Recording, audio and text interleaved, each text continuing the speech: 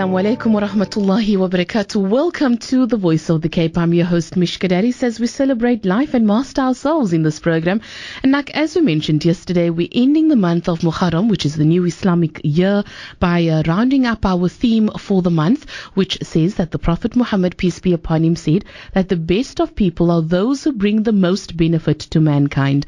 And for this reason, we're discussing who is the leader, what is their role. We're also looking at leaders within all spheres of life, and when we say that, we mean as a parent, as a teacher, as a caregiver, a politician, any religious leaders, academic leaders, etc. So today particularly we're looking at women in leadership positions, and joining me online is Kym Jackson, who's the business development and marketing manager of Symphonia Leadership Development. Kym, good afternoon to you. Good afternoon, and thank you so much for having me on your radio to talk to all of your audience. Thank you so much. I feel honored and quite privileged, I must say. We are the ones that are honored by your presence.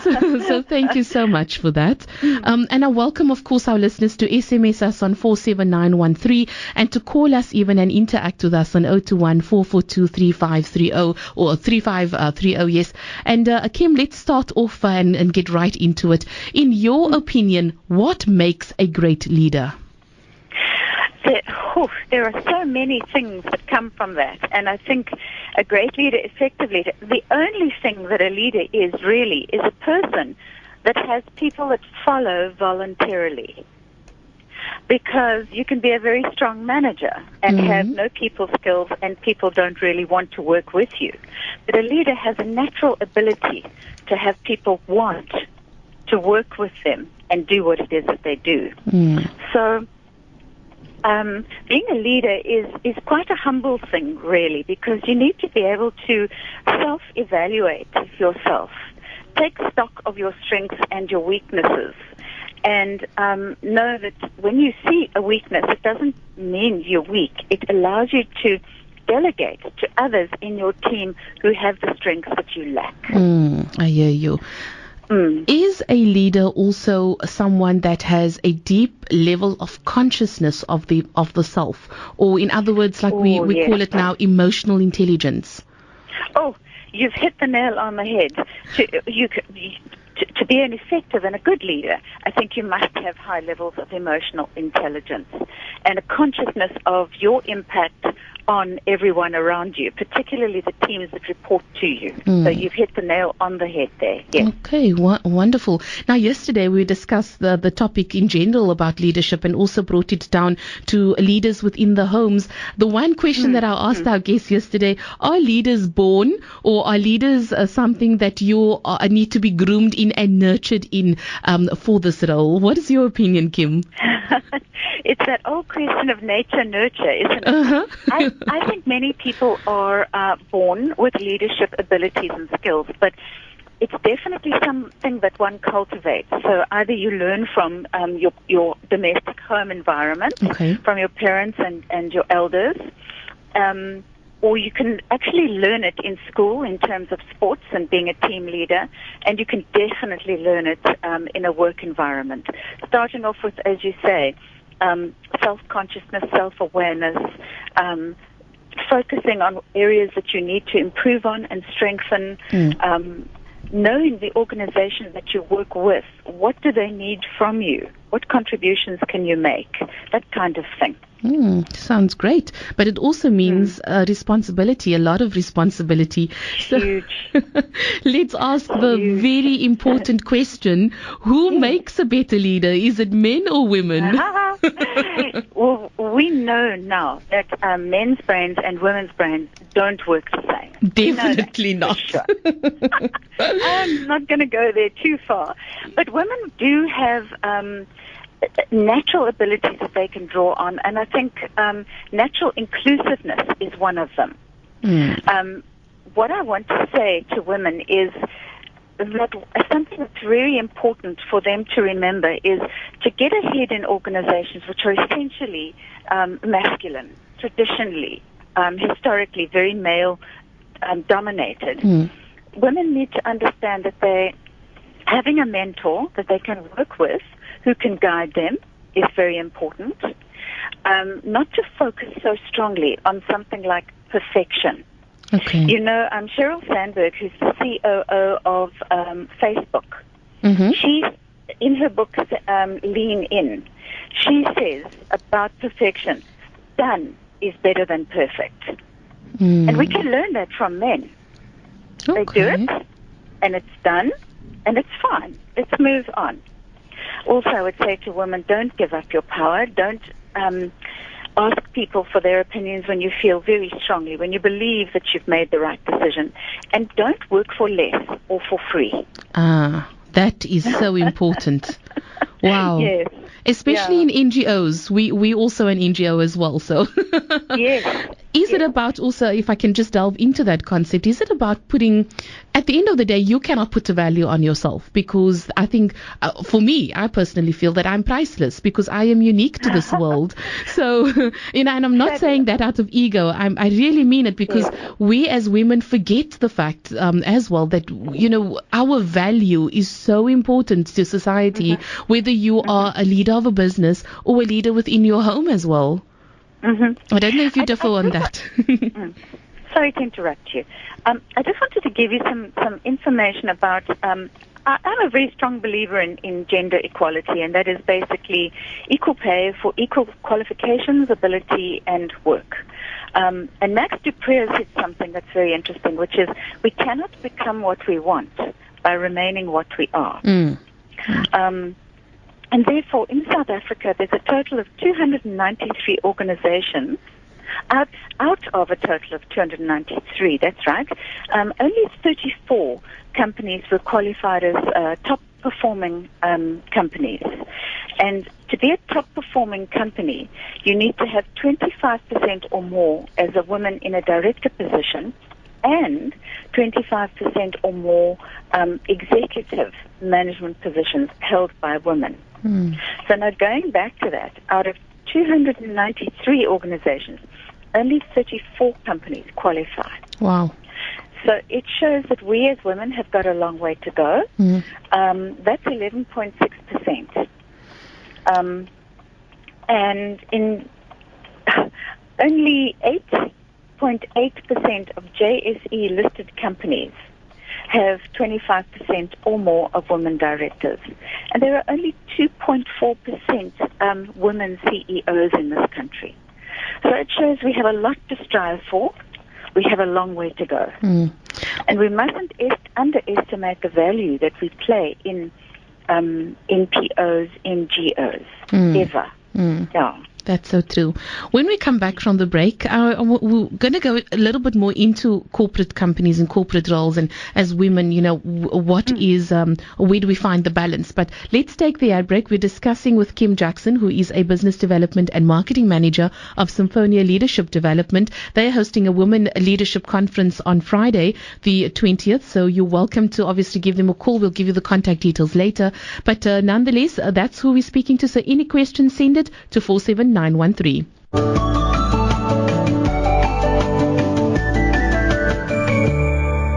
Welcome back to our program today. I'm your host, Mishka Darries, and today we're discussing women in leadership roles. And like I said at the beginning, it's whether it's the role of, being an executive within your company, or being a teacher, being a caregiver, politician, etc., or even a religious leader for that matter. What are the role of women, and what are the challenges specifically that women are facing in this day and age? We say that we are in the 21st century, but are our thought patterns also there? That's exactly what we're exploring today. And any questions that you may have or comments you may have, you're welcome to send it to 47913 or call us on 021-442-3530. And joining me online is Kym Jackson, who is a business development and marketing manager of Symphonia Leadership Development. So Kym, before we get into the corporate role, let's discuss a woman's nurturing ability. We know we have this. Does this nurturing ability assist with growing leadership skills? Yes, I think it does. If you think of how we perceive the old model managers, they used to drive people along. They weren't seen as people with requirements for their own personal needs. They were a cog in the machine. Whereas women do understand more about people's requirements, particularly with other women around children and needs for a little bit of flexi time and things like that. I think women are very inclusive and generally, they're very aware of other people's needs. Okay, so that's a good thing then. Oh, I think so. Very, very much. So what did you say that women are afraid of, or why rather are women afraid of success, maybe in corporate roles? Well, that's interesting. I think the typical way of running a corporate is with generally extrovert, loud men. And women generally don't make their voices heard. They will wait their turn to have it what it is that they need to say. And I think there needs to be a culture shift now, a sense of inclusivity of everybody around the table, men, women, extrovert, introverts, and making sure that everybody's voice gets heard. Yeah, I think it's a confidence issue. And what I said earlier about perfection, have your say. If it's disagreed with around the table generally, so be it. Don't let that prevent you from having your next idea out there on the table at the next meeting. Is it also maybe because we've been socialized to the fact that men lead us in our homes, for example, and therefore if they talk, we need to keep quiet as women? Listen, it depends how you've been brought up, your home environment. But and I hate to say this, but I can still relate to the women of the 50s and 60s who did not have much say at home. I understand that there are certain roles now where women have to be a little bit more subservient and listen, and the man has the final say. But I believe that the woman is the neck when the man is the head of the house. And we have a say. It doesn't have to be loud and forceful. Great. I'm glad you mentioned that specifically. Yes. Continuing in terms of the corporate roles, what are the challenges that women who want to climb the ladder encounter, and especially when it comes to balancing, I would like to believe here, the family with the social, with the work? Listen, there is an issue. I totally agree that it's really difficult to start your family without losing ground in your work life. If you leave for a few years, you may lose ground. You haven't gained as much experience as the men that have stayed at work, so you're no longer on an even par there. But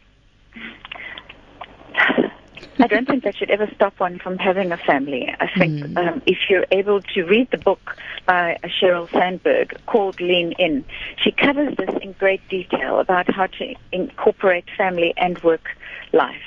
And as part of it is what I said earlier, which is mentoring and working closely with the other male leaders in your organization and the female leaders, and just finding a way so that you can have both. All right, SMS that's come through, very informative program. I feel that in order to be a good leader, one should be a good follower. In other words, being open to others' opinions and always willing to learn. Your comment on that, Kym? I love that. I don't think you have to necessarily be a follower to be open and learn. I think as a leader, that's one of your prime necessities is to always be able to self-evaluate, to be very responsive and respectful of the people in your team, and to be open to learn. In fact, to create environments where you can receive feedback from your team for you to grow and learn and become better at what you do. Great. Just coming back to the challenges that women face in the corporate world, what about the respect, now that we're on this topic of team as well, what about the respect given, for example, by male colleagues to the director, for example, being the female? Do we sometimes find that there's some kind of a preconceived idea that the authority doesn't lie with her, that it should be with the team, etc.? I hope I'm explaining myself correctly. Okay, let me see if I've understood that correctly. I think that respect is something that's earned; it's not given. And therefore, if there is a woman in a position of leadership at an executive level, her decisions and her actions and the way she communicates and interacts with her team will earn her the respect that she needs. Okay. So she will have high levels of honesty. She'll be able to delegate. She'll be a good communicator. She'll have confidence. She'll have commitment. And those things will earn her the respect that she needs. Wonderful. So now let's come down to the family level, if you may, Kym, and let's look at, as a mom, and what the role of a leader within the home is as a mother. Maybe if you could just expound on that a little bit, especially on those moms who are at home and look after the family 24/7, and those who are working moms. Sure. I think I take my hat off to every single working mom. Excuse me. Because that really is two full lives all wrapped up in one life.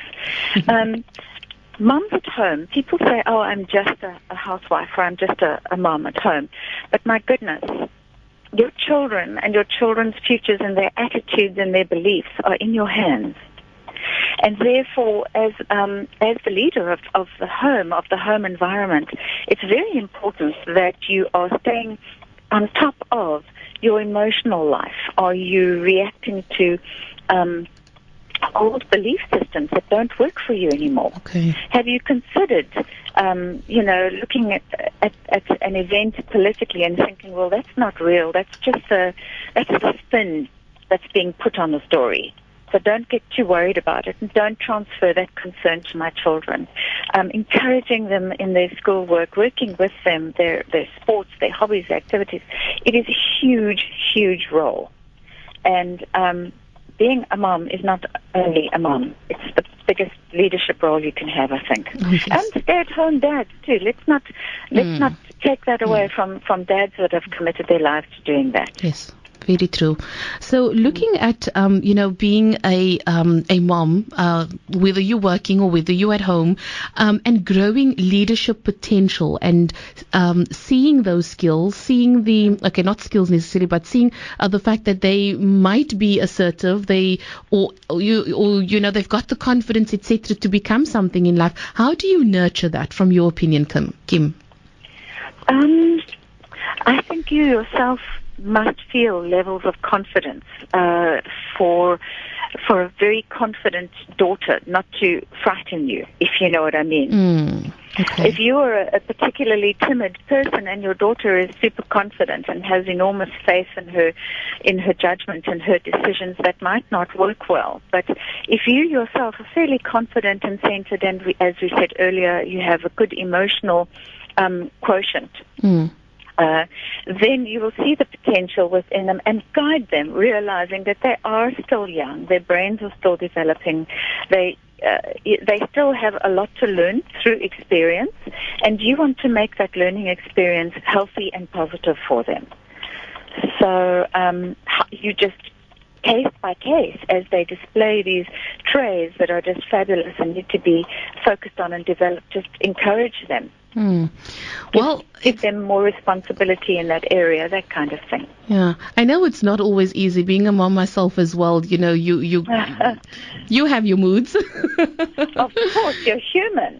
Very true. So how do you, as a parent or even a particular individual, say, you know what, I want to change my life. I want to become more aware of myself. And what books could we read, or where could we go? Are there enough schools or opportunities available in order to hone leadership skills within ourselves? Wow. Well, what I can suggest as a start is to come along to our Women in Leadership breakfasts. We have them 4 times a year. We have 4 amazing women speakers, and they're not celebrities. They are real people with families and jobs, and they share their experiences with you. From there, you will meet people. There are between 50 and 100 other women there. You can network, meet people, find out who's doing what. They might mention workshops, coaching, online things that you can go and see.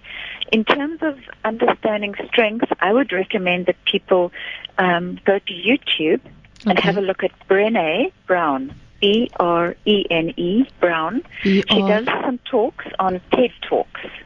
And she's an absolute inspiration about being a powerful woman without being a man, if you know what I mean. That is so important. Wow. Okay, spell that name for me again, please. B. Yes. Brene, Brene Brown, Brown, and she's on TED Talks, and there are a couple of her books available as well. She talks about the power of vulnerability, and that is something we as women can all learn. I'm going to be YouTubing later on. That's for sure. Okay. So talk to me about the people that we're having at the Women in Leadership Breakfast next Friday, please. Oh, sure. What I can do is I can send you the information. I don't have my laptop in front of me, and I do have an atrocious memory. I'm so sorry. I'm guilty. I'm apologizing to everybody. I can send that information to you or ask Dazzy to, so that you can mention the names, or we can respond to anybody's questions. Okay. My email address is kym@symphonia.net. Okay. Or they can email at info@symphonia.net, and we'll respond to any questions and queries that they have. Right. I'm just trying to get to the mailer, but it seems it doesn't want to open on my side, unfortunately. Murphy's Law. Technology, wonderful. Oh, it's gorgeous, absolutely. Okay, so the contact number, if anyone would like to get in contact with for the Women in Leadership Breakfast, it's 021-913-3507. That's 021-913-3507. Kym, in the past, what have you learned from the Women in Leadership Breakfast that you attended? Oh, sure. The messages are just unbelievable. One of the first sessions that we had 3 of our 4 women saying that as they started off on their leadership trail, they found that the people that hindered them on their journeys the most were women. And that just broke our hearts, to think that women would work against one another. But what's come out of that is so many positive things in terms of how we cope with stress, pressures, how we can stand together and work together through tough times and learn and support one another. I think some of the stories of inspiration were by making one single decision and following a certain path with your whole heart, how it turned out for the right and for the very best. The messages are many, and they're all uplifting and inspiring.